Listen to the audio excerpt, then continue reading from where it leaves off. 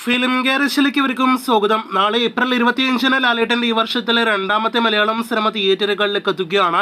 അത് തരുൺമൂർത്തി സംവിധാനം ചെയ്ത് ലാലേട്ടൻ നായകനെത്തുന്ന തുടരുമെന്ന സിനിമയാണ്. ലാലേട്ടന്റെ സമീപകാല സിനിമകൾ വെച്ച് നോക്കുമ്പോൾ ഏറ്റവും കുറഞ്ഞ പ്രൊമോഷൻസോടെ തിയേറ്ററുകളിലേക്ക് എത്തുന്ന ഒരു ഫാമിലി ഡ്രാമ സിനിമയാണ് തുടരുമെങ്കിൽ പോലും സിനിമ തിയേറ്ററുകളിലേക്ക് എത്തുന്നതിന് മുന്നേ തന്നെ വളരെ മികച്ചൊരു വരവേൽപ്പാണ് ബുക്കിംഗിന്റെ കാര്യത്തിൽ സിനിമ നേടിയെടുത്തിരിക്കുന്നത്. മുൻ ലാലേട്ടൻ സിനിമകളുടെ ഇതുപോലെ അതിരാവിലെ ഫാൻ ഷോകളോടെയല്ല സിനിമ തിയേറ്ററുകളിലേക്ക് എത്തുന്നത്.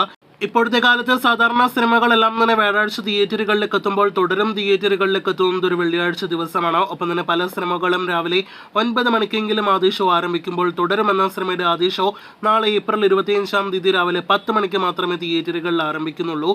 അപ്പോൾ അങ്ങനെ എല്ലാം തന്നെ നോക്കുകയാണെങ്കിൽ മുൻ ലാലേട്ടൻ സിനിമകളുടെ അതേ രീതിയിലല്ല തുടരുമെന്ന സിനിമയുടെ വരവ് എന്നർത്ഥം. എന്നിട്ട് പോലും സിനിമ വളരെ മികച്ച പ്രീസെയിൽ കളക്ഷൻ നേടിയെടുത്ത് മുന്നേറുന്നു.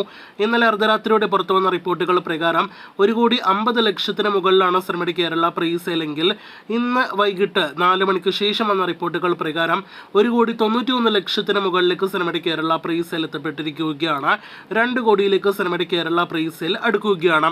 ഇതോടെ ഈ വർഷത്തിലെ എമ്പുരാൻ എന്ന സിനിമയ്ക്ക് ശേഷം ഒരു മലയാളം സിനിമയുടെ ഏറ്റവും മികച്ച കേരള പ്രീസെയിൽ വരുന്ന സിനിമയായിട്ട് തുടരും മാറിക്കഴിഞ്ഞിരിക്കുകയാണ്.